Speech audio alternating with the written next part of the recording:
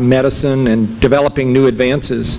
NIH's budget, about 53% is basic science, and the remainder is clinical or applied, although there's not a bright line between those.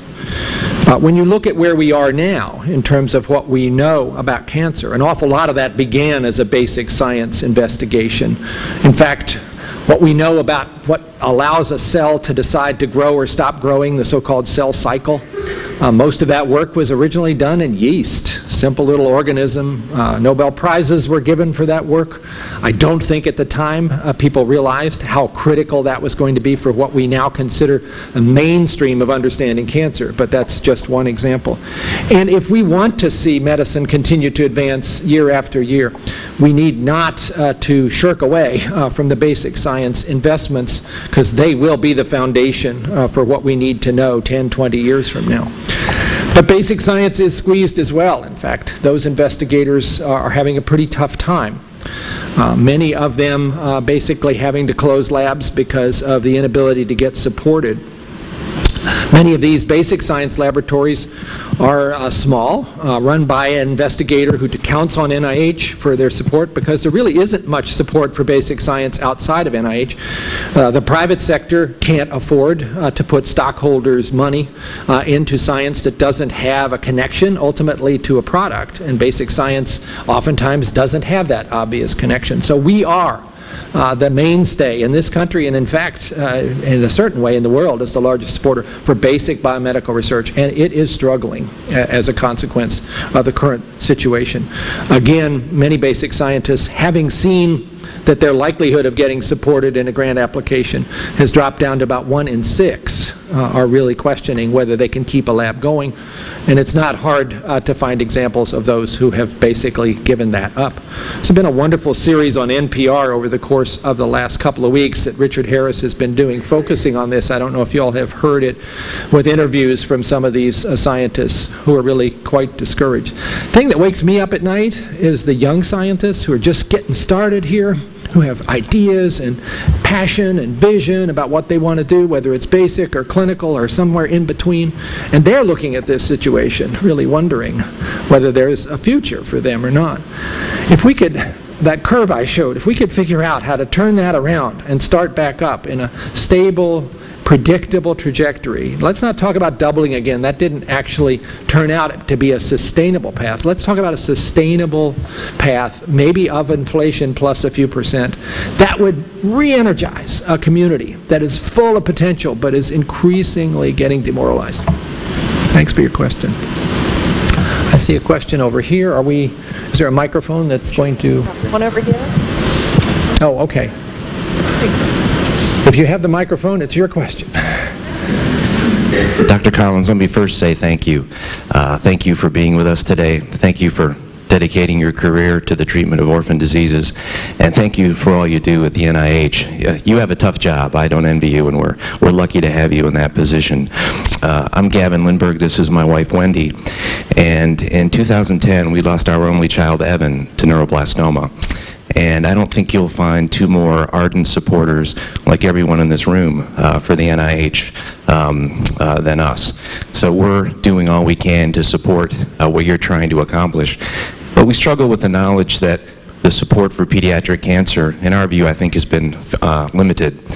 And recognizing we're probably not going to have a large influx of new dollars to the NIH, at least in the short term, I wondered if you could speak to some of the tools that you have at your disposal administratively to promote and prioritize pediatric cancer research, where I think clearly we all think there's an unmet need. Thank you. Well, thanks for the question. I sure hope that there will be at least an uptick in the support, because that will make everything that we're trying to do easier. But we are responsible for taking the dollars that we get each year from the Congress and trying to figure out how to set those priorities. And there are ways that can happen. So institutes, for instance, can decide to announce a new program and to invite investigators to come forward with their best ideas in that particular space. I know that Dr. Varmus this afternoon in this session at the White House is going to announce such a program. I don't want to spill the beans about exactly what he's going to say, but that is the prerogative that institute directors have when there's an opportunity that seems ripe for exploration and isn't going to just happen on its own. In addition, as the grants come into us for review, they of course go through the most rigorous peer review system in the world, but then institute directors with their councils have a chance to decide what are their real priorities in terms of what their program needs, so that you don't have a whole lot of research piled up in one area and nothing at all over here. You can do some of that readjusting, and I encourage all of our 27 institute directors to do so. They obviously have to document why they did it, because that means that you're passing over something that might have gotten funded in order to reach a little bit into the pile that would have missed the funding line and grab something that needed to be supported. Those are the kinds of tools that we have. And I understand from this audience's perspective that pediatric cancer has not received the kind of attention that it deserves. I totally get that. I hope you do get a sense, though, that the way that cancer knowledge is growing, it's increasingly the case that thinking about cancers as pediatric or adult, or even thinking about a cancer, whether it's a sarcoma or a leukemia, is beginning to melt away a bit, because what we really are learning is that each cancer has its own molecular pathways that are involved. And so what we might learn about a cancer in a 42-year-old could give us an answer for a cancer in a 3-year-old. Not that it happens every time, but the idea that there were sort of sharp scientific dividing lines between cancer types seemed to be melting away. So while you look at those numbers, and I know the 4% troubles you all a lot, I hope you can also see that things that are going on outside of that 4% may in many instances be highly relevant to the conditions that you care most about.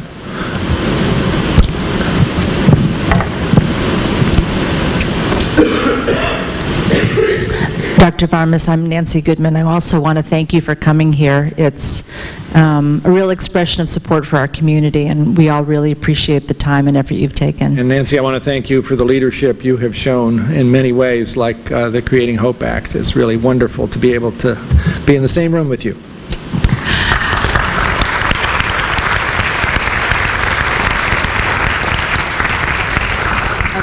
My question goes to, as a follow-on to the responses and remarks you made to Gavin.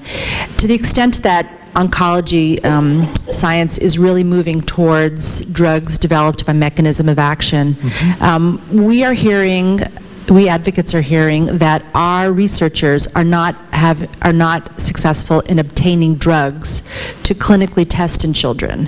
So all the benefits that we as a society are experiencing in the basic science area are not being translated to children with cancer yet. For example, if you look at PD-1, one of the most exciting drugs that has just received FDA approval, there are no pediatric trials yet in PD-1. And so my question to you is whether there are ways that we can work with you to create new ways to get access to these drugs for clinical trial before they're approved for any adult indication, if they're really promising, or immediately after.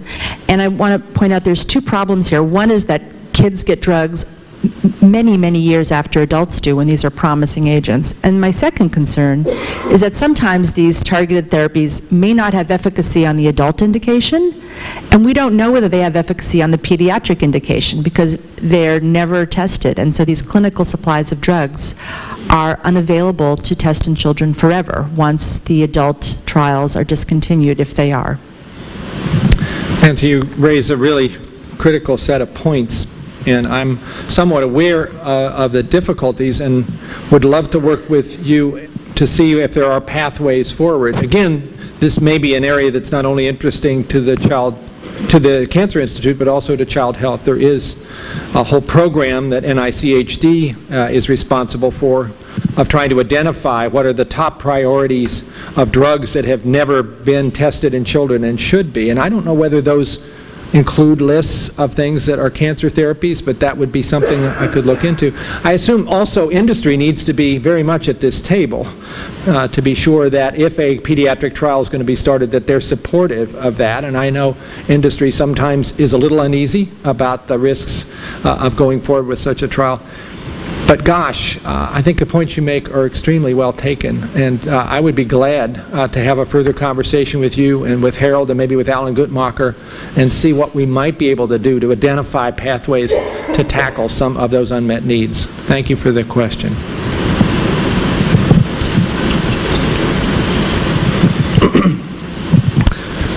Thank you so much for being here today. Dr. DePino said, I overheard him say he deserves the Nobel Peace Prize. And you're so dedicated to this important effort. You talked about translational research, and I was wondering if you could talk about that a little bit and how that you could apply that to childhood cancer drug repurposing. So translational research is this area that tries to bridge that valley of death between the basic science discovery and the clinical application. I mentioned this new center that I helped get started, the National Center for Advancing Translational Science, which has become sort of a hub for this. One of the areas of focus of that relates a little bit to what Nancy was asking about, is are there drugs that have actually already gone through a great deal of development, have been approved by the FDA for clinical trials, turned out to be safe in humans, but turned out not to be effective for the disease that they were tried for? Because of course you have to, the company has to decide what's the disease target. There are hundreds of such compounds that have gone through that, and hundreds of millions of dollars invested in each one of them. Now that we're learning so much more about the molecular pathways involved in the human body, it's remarkable how things that were originally thought about as specific for diabetes turn out to be relevant instead to cancer, and vice versa, or how something that was for lung problems turn out to be, in fact, relevant for neuroscience. All these pathways in the cell are connected. And now that these drugs that have already been shown to be safe are known to hit certain pathways, and those pathways then pop up in another disease, why don't we try this? But no single company has the ability to do that kind of repurposing. So what we did was, and this was a bit challenging because of things like intellectual property, was to say to all the companies out there, if you've got compounds that are sitting in your freezer that you know are safe, but they failed in a particular disease application, make them available. And then we'll crowdsource to the entire intellectual community out there whether there might be new applications for those same drugs. And 8 companies came forward, and they put forward 58 drugs in the first iteration of this. This is just a little more than a year ago. Then there was a sort of match-up between investigators who had great ideas about what those drugs could be used for in terms of a new application. And those projects are going forward, and some of them are, in fact, for pediatric cancers. Will any of those work? I don't know, but it's one more chance to short-circuit what otherwise tends to be a 14-year process from having an idea to having an approved drug.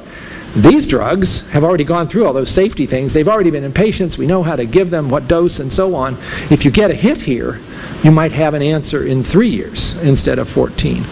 And I'd like to do more of that. And I think companies are increasingly interested, given the success of this first pilot, in maybe opening their freezers a little wider and making some others available. So thank you for the question. That's just one area of creativity that we're trying to push forward.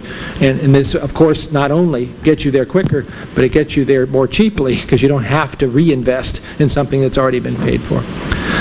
I think my time is way past being up, but I want to thank all of you for your attention and wish you a wonderful rest of this morning. I'm sorry I have to run and jump on an airplane, but it has been a great privilege to be here with you. I consider myself enormously fortunate to be at the helm of the National Institutes of Health, but also very much carrying the responsibility to be sure that every dollar we receive from you all, the taxpayers, is well spent. And to the extent you have other ideas to share with me, I'm at francis.collins@nih.gov. Send me notes. Thank you all very much.